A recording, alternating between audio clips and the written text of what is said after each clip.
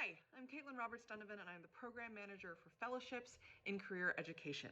And this is 5-minute fellowships in which I give you the what, the who, the where, and the how of any given fellowship. I can't tell you how many times I've started this, my first 5-minute fellowship, and I keep tripping over my tongue or sort of saying the wrong thing, and I find myself succumbing to the if it's not perfect, I can't do it syndrome, which I think is an important thing to keep in mind, right? Because a lot of people talk themselves out of fellowships because they think they won't be the perfect candidate. It's almost like I should be serving myself my own medicine. That being said, this will not be perfect. This will be completely unscripted. And I would like to talk to you about the Fulbright U.S. Student Program. The what? The Fulbright U.S. Student Program, or the Fulbright, funds a year of study or research abroad or English teaching abroad through the study research program or through the ETA program, English Teaching Assistantships. We have the Fulbright program has partnerships all over the world with all sorts of different countries. And the core mission of the Fulbright is to promote mutual cultural understanding. It's essentially citizen diplomacy. They want to send people abroad who will engage with people and learn about the community and, take a cooking class or take a dance class or, play a sport locally. They don't just want to send people who will do what they do for the Fulbright and then go back to their rooms and watch Netflix. I don't know about you guys, but I think I've had enough of being on my own and watching Netflix. So that's the what. Now, the running joke in the fellowships community is that with Fulbright, it all depends. What does that mean?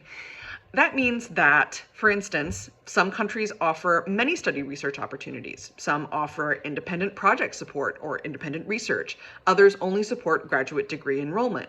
It all depends on the country. They all offer varying different programs, different requirements, things like that. Likewise, with ETA, English Teaching Assistantships, you could be teaching elementary school students. You could be teaching at a university level. Sometimes they have a language proficiency requirement, but many countries don't. So the thing that's best to do is to think about what you might like to do and where you might like to do it and start poking around a little bit on the website. So that's the what. The who is eligible for the Fulbright.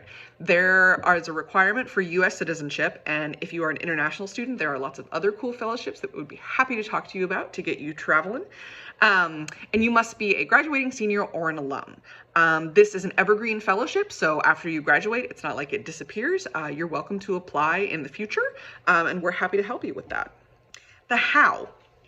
So I'm going to mix the when with the how. The how. The Fulbright application includes like a sort of a form that you fill out, some short answers, and then for the English Teaching Assistantship and the study research, there's a 1-page personal statement. And then for ETA, there's a 1-page statement of grant purpose. And I'm happy to talk to you more about that. And then for the study research, there's a 2-page statement of grant purpose. You also include your transcripts. There is no GPA requirement for this program. And you need to include at least 3 references. For ETA, that's a form that your recommenders fill out. For study research, that's a letter. Those are the very broad strokes. The when. The Fulbright national deadline is typically at the beginning of October. Now, you are more than welcome to apply directly to Fulbright. That's totally fine.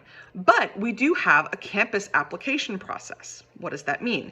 What that means is that we're not here to nominate you or decline you. The only purpose of the campus committee is to help you put forth the strongest application possible. So, what's the timing of that? At the end of the summer, typically the end of July or August, we have the optional priority draft deadline. If you can get us anything, any draft, any sentences, any ideas by that deadline, you're guaranteed a draft review appointment during our busiest season.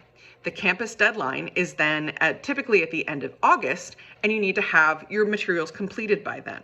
We then work with you, sit down with you with the committee for 10 minutes. It's not like an interview, capital I. It's just getting to know you better and helping you sort of figure out maybe something that you should absolutely include in your application.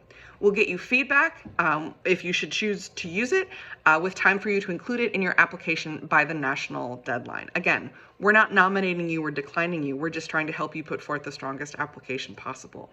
As always, feel free to email fellowships@wellesley.edu if you have questions, make an appointment through Handshake, or come by our virtual pop-ups. I can't actually believe I made it. I have 7 6 etc. Seconds left. And we're always happy to talk with you about the Fulbright and other possibilities. So again, my name is Caitlin. My partner in fellowships is Kate Dalinger, and this has been Fulbright in 5-Minute Fellowships. Take care, everybody.